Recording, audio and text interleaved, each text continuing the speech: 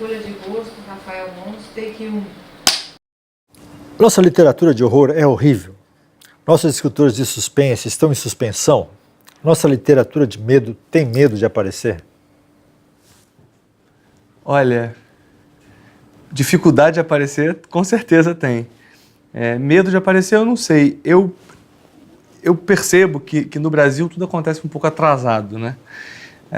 Então, quando se fala em literatura, você tem autores contemporâneos que querem fazer uma literatura de vanguarda, né? negando o que não se tem.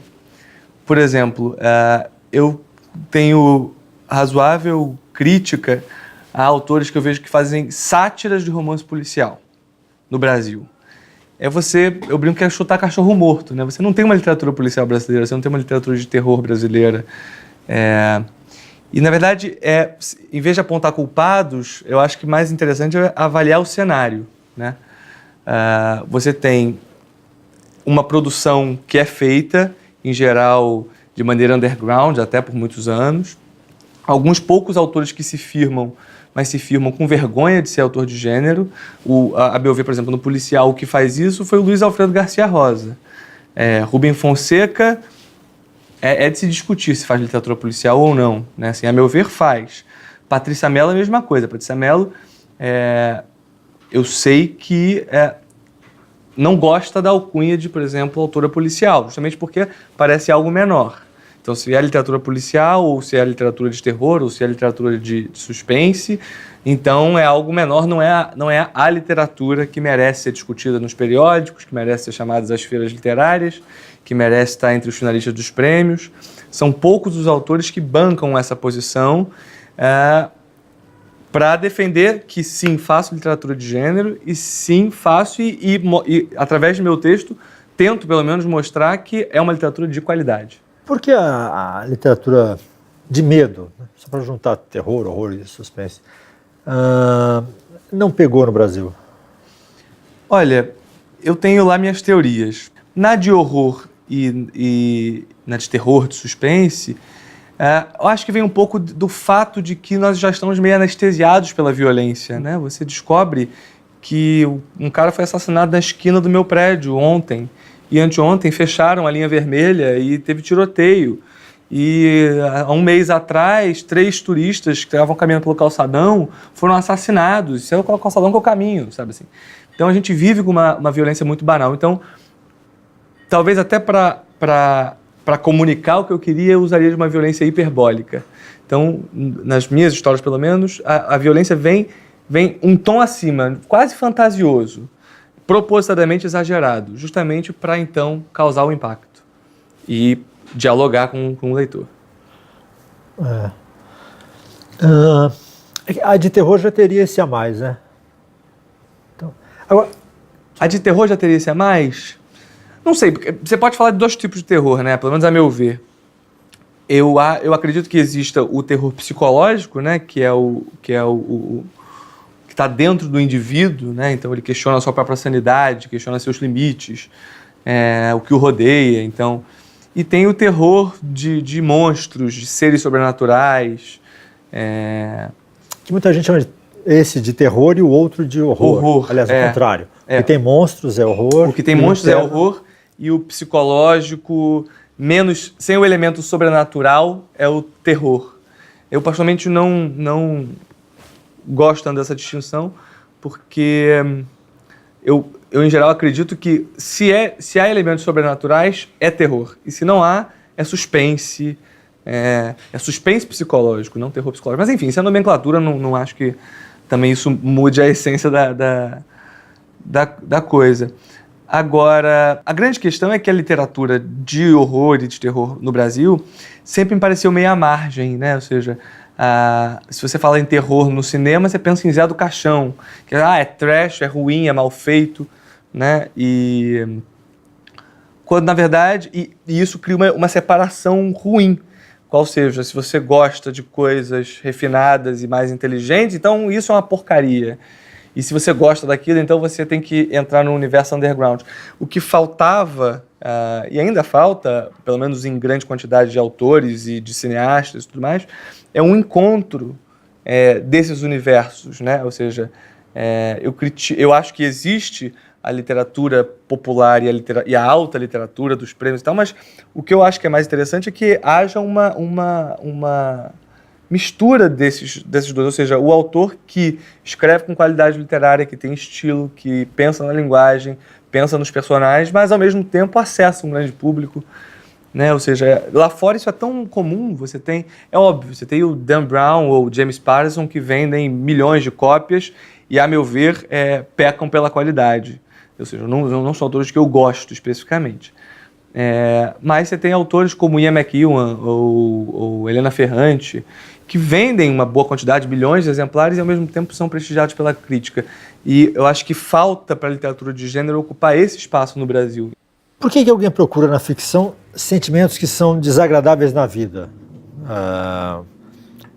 Será que o horror de mentira ajuda a suportar o horror real? Uma coisa assim? Eu acredito que a literatura cumpre a função, a boa literatura cumpre a função de apresentar uma espécie de verdade. Qualquer literatura, não é de gênero necessariamente. A verdade do autor mostrando como você viveria determinadas situações. Então, por exemplo, mesmo que eu nunca tenha sido uma garota na sociedade inglesa, eu, por ter lido Reparação, do Ian McEwan, eu sei e enxerguei a guerra sob a ótica dessa menina, enxerguei o que é o amadurecimento sob a ótica dessa menina. Então eu vivi experiências que não fazem parte do meu arsenal de vivências pelos fatos da minha vida, né? Ou seja, eu tive a oportunidade de pensar como um outro, de me colocar na situação de um outro. De algum modo, é esse o grande atrativo da literatura policial e de terror e de suspense, porque ela te coloca em situações que, se tudo der certo, você não vai viver na vida real, mas você sabe como é que é a reação, porque você tem esse material de tudo que já foi escrito nesse tipo de situação. Então você sente a adrenalina de estar nessa situação, mas sem o risco de se dar mal no final das contas. Então eu acho que esse é um grande atrativo desse tipo de literatura, né? Você ter a tensão, você ter o medo, mas sem o risco e as consequências que, em geral, situações de tensão e de medo trazem no pacote. E a literatura de ficção científica, por exemplo, é muito boa para investigar o mundo, inventar uma sociedade, bota uma lente de aumento em alguma coisa, né? E aí, essa literatura de medo, né? O que ela serve mais para mostrar? Eu acho que nos ajuda a conhecer a nós mesmos, assim, e de uma maneira talvez mais ilustrativa, porque você coloca uma história que representa a situação que você quer defender. Não sei se é chato usar como exemplo o meu próprio trabalho, mas é o que eu posso dizer, porque foi o que eu pensei na hora de criar. Mas, por exemplo, eu queria, no meu último romance, chamado Jantar Secreto, me questionar por que nós comemos carne. O que nos dá o direito de comer carne? A resposta óbvia e direta muito simples. Carne é gostoso, a gente vai lá e come. É isso. A gente não gosta de ver um animal ser torturado, a gente não gosta de escutar um animal ser torturado, a gente não gosta de tocar num animal torturado, mas o paladar permite essa violência porque é gostoso, né? E daí a pergunta, e se a carne humana for a mais saborosa do mundo? Então, nesse caso, valeria a pena? E ao falar disso, é óbvio, uma situação exagerada, eu estou falando da sociedade brasileira, né? Que tem um personagem que representa, no caso, essa alta sociedade louca, não é óbvio que não é toda a alta sociedade que é louca, mas um pequeno grupo que é racista, que é machista, que a gente vê aí, agora as redes sociais desmascararam a maioria deles, né? E defende esse tipo de ideia. Então, eu acho que a literatura, passando ao largo de viradas na trama, suspense, gancho, ai meu Deus, estou curioso para saber como é que acaba, quem matou, quem morreu, esse jogo que se estabelece com o leitor, que está lá na origem da literatura policial e de suspense, para além desse jogo, é importante levantar discussões pertinentes, assim. E nesse sentido investigar como eu reagiria nessa situação. Eu iria para lá ou eu iria para cá? Entendeu? Então sim, vale para investigar a alma humana, acho. Pensando na literatura de medo, de horror, com monstros e tal, será que ela também não cresceu porque o Brasil tem uma tradição realista muito forte? Em termos de literatura, eu acho que o problema é mais profundo, é um medo nosso, aliás, um problema nosso de se levar muito a sério. Né? O escritor brasileiro, ele se leva muito a sério, tudo é muito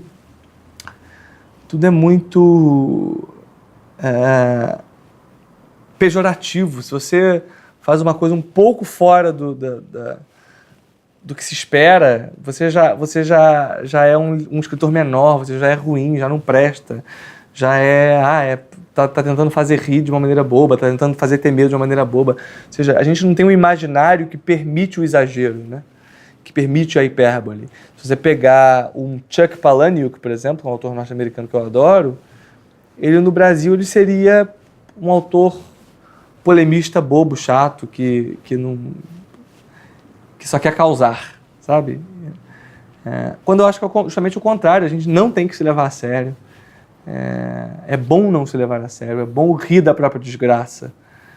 É bom fazer o personagem rir da sua própria desgraça. Da desgraça de ser brasileiro, de ter o Temer na presidência, tantas desgraças que a gente tem aí. Enfim, acho que é isso.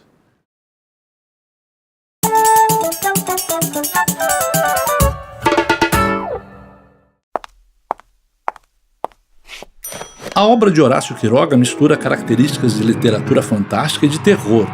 Seu livro mais conhecido é Contos de Amor, de Loucura e de Morte. E realmente, estes 3 temas o perseguiram por toda a vida. Aos 4 anos, presenciou a morte do pai, que teve um acidente com uma escopeta. Quando adolescente, viu seu padrasto se matar com um tiro na boca. Pouco tempo depois, quando Quiroga preparava a pistola para um amigo que faria um duelo, a arma disparou, matando seu amigo. Sua primeira esposa se suicidou aos 23 anos. 2 de seus filhos também se suicidariam. E ele mesmo, quando foi diagnosticado com câncer, bebeu um copo de cianureto no próprio hospital. Um crítico disse que seus escritos eram como uma mistura de sussurros ao pé do ouvido com gritos desesperados.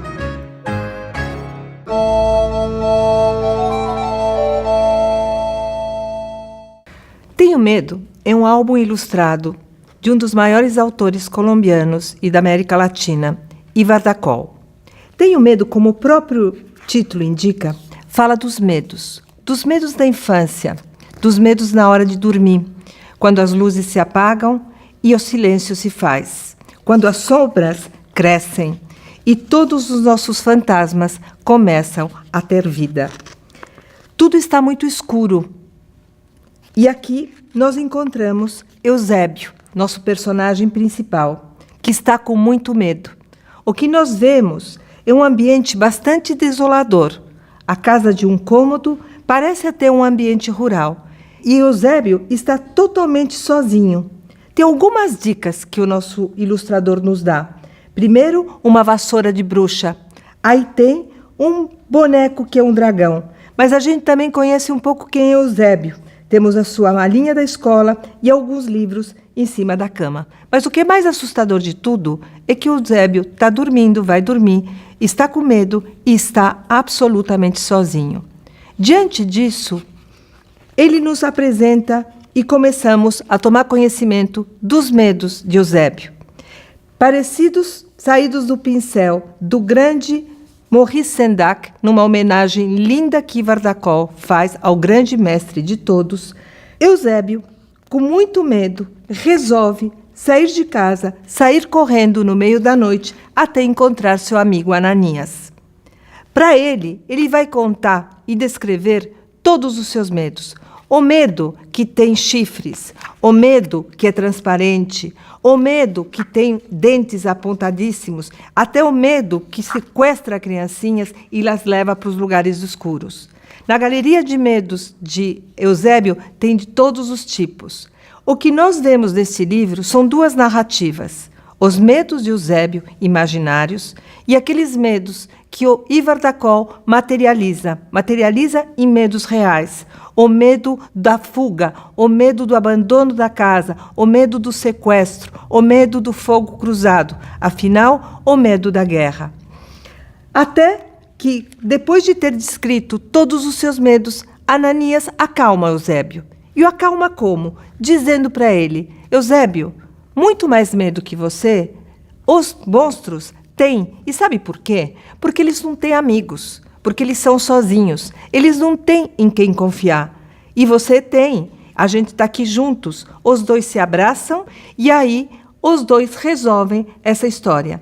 Eusébio vai embora para casa, num horizonte onde já não há mais espaço para sombras. O mundo já está mais claro e iluminado.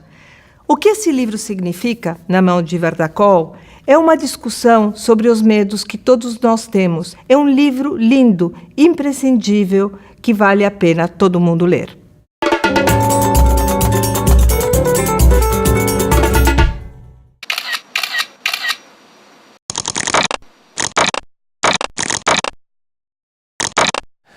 Então, eu escrevo nesse escritório que eu criei aqui no meu quarto, perigosamente perto da cama, mas eu tenho tudo à mão que eu preciso. Eu coloco todos os meus livros nessa estante, ou os livros que eu estou trabalhando ou lendo pelo que eu tenho que escrever, eu coloco ali em cima.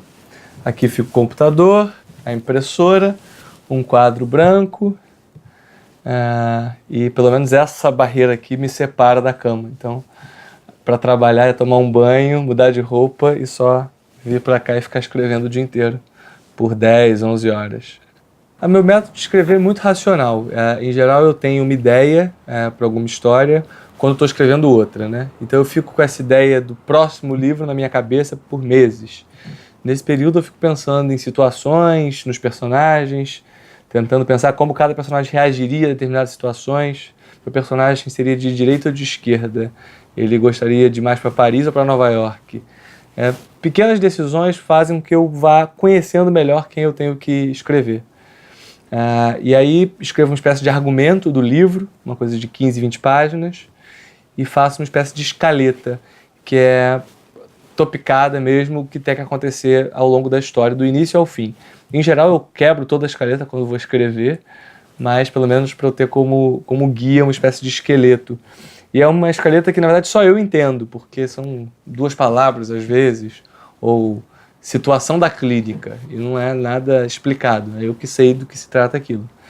Então, faço uma espécie de esqueleto, feito esse esqueleto, eu começo a escrever o livro. Para mim, o mais difícil é saber como contar o livro. O que contar, em geral, eu tenho, ou seja, eu tenho uma facilidade de bolar a história, com todas as viradas, o final, as pistas, isso tudo eu tenho uma facilidade enorme de criar. Mas eu acredito que a história se torna ainda mais interessante quando eu escolho o ponto de vista certo.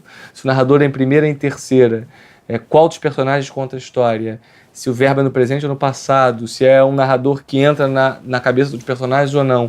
Enfim, escolher qual é o ponto de vista do meu romance é o que é o mais difícil. E por vezes eu já tive que escrever 100 páginas de um livro para então encontrar qual é o ponto de vista certo. Dias Perfeitos eu fiz todo em primeira e depois eu passei tudo para a terceira. Então, essa é a grande dificuldade. Eu escrevo porque eu gosto de pensar como as pessoas são dúbias e cinzentas e podem ser colocadas em situações extraordinárias e conhecer um lado delas que elas não conhecem. Em geral, essas situações nos meus livros são situações de violência. A pessoa é levada ao extremo de cometer um crime ou de investigar um crime ou de se envolver numa situação criminosa, e isso me interessa muito porque diz muito sobre nós mesmos.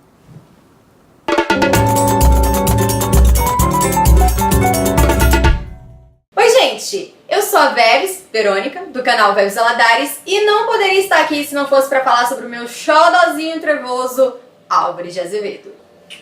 Antônio Cândido, um dos maiores críticos literários do Brasil e que faleceu recentemente, saudades, Toninho, descreveu Noite na Taverna como um modelo básico da imaginação narrativa do Álvares de Azevedo. Infelizmente, ele morreu muito jovem, Álvares de Azevedo, não Antônio Cândido morreu com mais de 90, e fica aquela sensação de que ele não tinha atingido todo o seu potencial. Porque veja bem, se o que nós temos da obra do Álvares de Azevedo já é um negócio absurdo de bom, Imagina se ele tivesse vivido mais. Em Noite na Taverna, 5 homens estão numa taverna e começam a contar causos. E aí, pra quem acha que literatura brasileira são só os livros pra ler no vestibular e frases de Facebook da Clarice Lispector, que muitas vezes nem são dela, vai se deparar com um terrorzão de arrepiar os cabelos do Nosferatu. Se Nosferatu tivesse cabelo. Álvaro de Azevedo vai lá na literatura gótica buscar inspiração nos medos primordiais do ser humano, nos desejos obscuros escondidos. E as histórias contadas pelos personagens são casos grotescos de assassinato, a incesto, passando por gente apaixonada por pessoas mortas. Só coisa leve. E a intenção aqui não é dar susto, é te incomodar. É te fazer duvidar dos outros e de si mesmo e questionar o que a gente percebe como realidade e como sobrenatural. Mas tudo isso é só uma conversa de amigos numa taverna. Ou será que não? Eu sou a Vebs Aladares e até a próxima!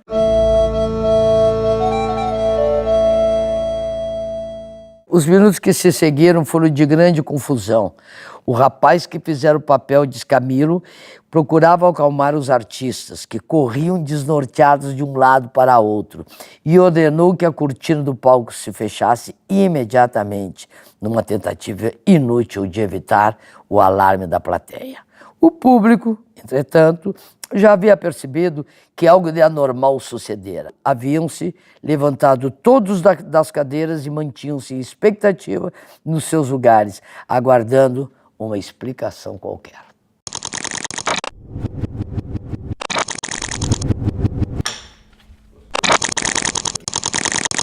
Eu leio todos os roteiros, mas, claro, pode ter sequências que o diretor ame e sequências que eu não ame.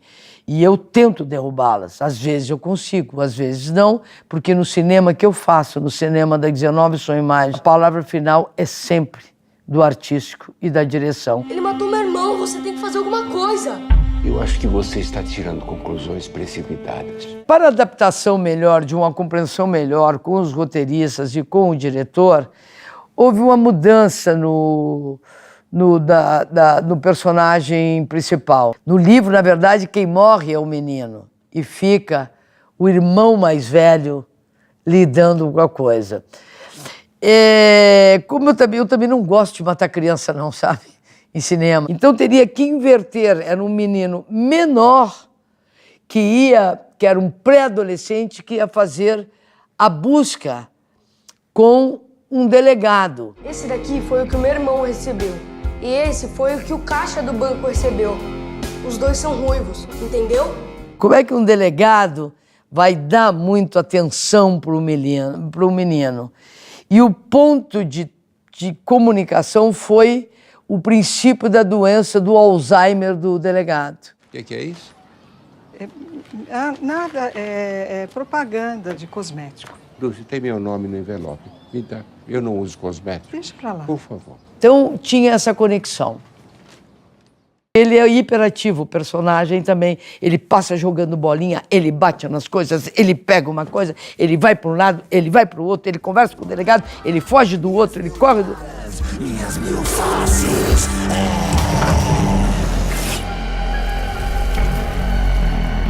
Quer dizer que agora nós estamos atrás do maluco que está matando ruivos aqui em Vale das Flores, é isso? Alerta Máximo Almeida. A história do livro é uma espada cravada no peito. E a censura? Como é que eu boto alguém com a espada cravada no peito?